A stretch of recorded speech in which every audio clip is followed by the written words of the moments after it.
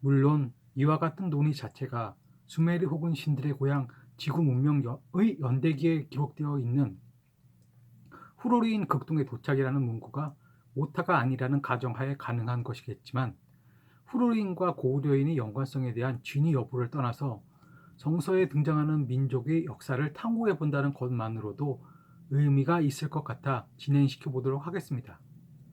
성서의 호리 족속으로 나오는 후르웨인들은 호리 족속으로만 아니라 히위족 또는 여부스족 등으로 다르게 불리고 있음을 우리는 우선 알아야 합니다. 호리 족속, 히위족, 여부스족 등이 어떤 이유로 해서 하나의 민족으로 분류되게 되었는지는 알 수 없지만, 이 또한 사실로 가정하고 이야기를 진행시켜 나가보도록 하죠. 제카리아 시친의 수메르 혹은 신들의 고향에는 매우 의미심장한 한 문장이 등장합니다. 그 내용은 다음과 같습니다. 기원전 1300년경 대규모의 이주와 침략 행위로 인해 이때 이스라엘 사람들도 이집트에서 가나안으로 이주했다. 후르인들도 북쪽에 위치한 자신들의 왕국으로 돌아간다. 이 글에서는 후르인들이 기원전 1300년경 북쪽에 위치한 자신들의 왕국으로 돌아갔다는 말을 하고 있습니다. 그런데 왜 굳이 이스라엘 사람들이 이집트를 떠나 가나안 땅으로 이주했다는 사실도 함께 병기했을까요? 쉽게 지나친다면 별 의미가 없는 글일 수도 있겠지만, 사실 이 문장은 매우 다층적 개념을 내포하고 있는 정치적인 그림을 우리는 인지해야 합니다. 다음의 글이 이해에 도움이 될 것 같아 소개합니다. 최찬모 씨가 쓰고 대한교과서 주식회사에서 펴낸 이스라엘사에 나오는 글입니다. 그러나 가나안 사람들 가운데는 이러한 혁명에 동조하였거나 또는 반대하였던 그룹들도 있었던 것으로 보아 이스라엘의 가나안 진입을 사회혁명이라는 계급 이론으로 일관성 있게 설명하기에는 한계가 없지 않다. 예를 들면 아모리와 시온의 백성들, 여리고의 기생 라합과 그녀의 일가 친척들, 베델의 정보원들과 그 가족들은 동조자 또는 전향자로 나타나며 이스라엘의 내정에 간섭하거나 상관없이 존재하였던 므낫셋의 세겜과 다른 도시들, 상부 갈릴리의 도시들, 그리고 예루살렘 등은 중립자로, 마지막으로 독립을 유지하면서 이스라엘의 정복을 지원했던 베냐민의 기브온과 후리 족속, 메르즈, 숫곳과 브누엘 그리고 켄 족속 등은 동맹자로 나타난다. 이 글은 이스라엘 민족이 이집트를 떠나 가나안 땅에 정착하는 과정을 설명하는 글의 일부입니다.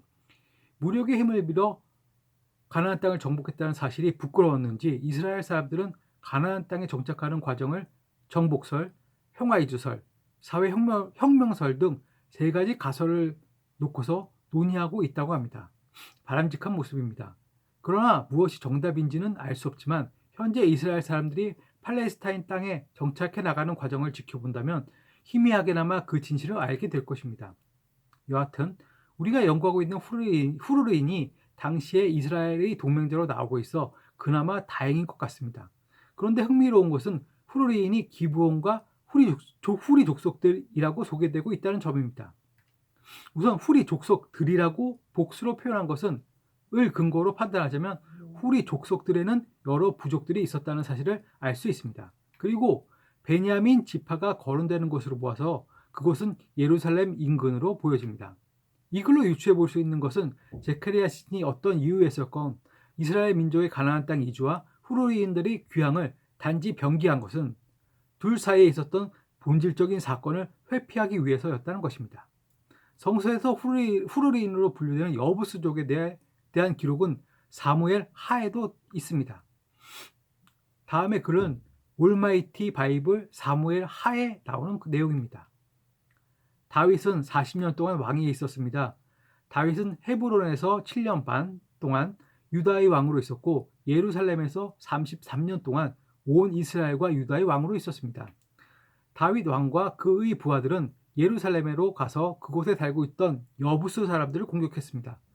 여부스 사람들은 다윗에게 말했습니다. 너는 우리 성에 들어오지 못한다. 우리 중 보지 못하는 사람이나 다리 저라는 사람들도 얼마든지 너를 물리칠 수 있다. 여부스 사람들이 이런 말을 한 것은 다윗이 그들의 성에 들어올 수 없다고 생각했기 때문이었습니다. 그러나 다윗은 요새인 시온성을 점령했습니다. 그 성은 다윗성이 되었습니다. 그날 다윗이 자기 부하들에게 말했습니다. 여부스 사람들을 물리치려면 땅속 물길로 가야 한다. 그러면 저 다리 저는 사람들과 보지 못하는 사람이 있는 곳에 이를 수 있을 것이다. 이 일 때문에 사람들 사이에 보지 못하는 사람과 다리 저는 사람은 왕궁에 들어갈 수 없다는 속담이 생겼습니다. 그리하여 다윗은 요새에서 살게 되었습니다. 다윗은 그 성을 다윗성이라고 불렀습니다. 다윗은 밀로에서부터 성벽을 둘러 쌓았습니다. 이 글은 이스라엘의 다윗 왕이 그곳에 살던 여부스 사람들을 물리쳐 몰아내고 예루살렘을 차지했다는 사실을 우리에게 전하고 있습니다. 그렇다면 예루살렘의 원 주인은 여부스족이었고, 여부스족은 후리 족속, 즉 후르리인들이었고, 네바트 지역을 떠나지 않고 그곳에 머물던 그들이 고구려인들의 일족일 수도 있다는 가정이 유추될 수도 있을 것입니다. 후르리인들에 대한 기록은 창세기 36장에도 등장합니다. 다음에 그런 엑스포지멘털이 창세기에 나오는 글입니다. 에서 곧 에돔의 족보는 이러하니라.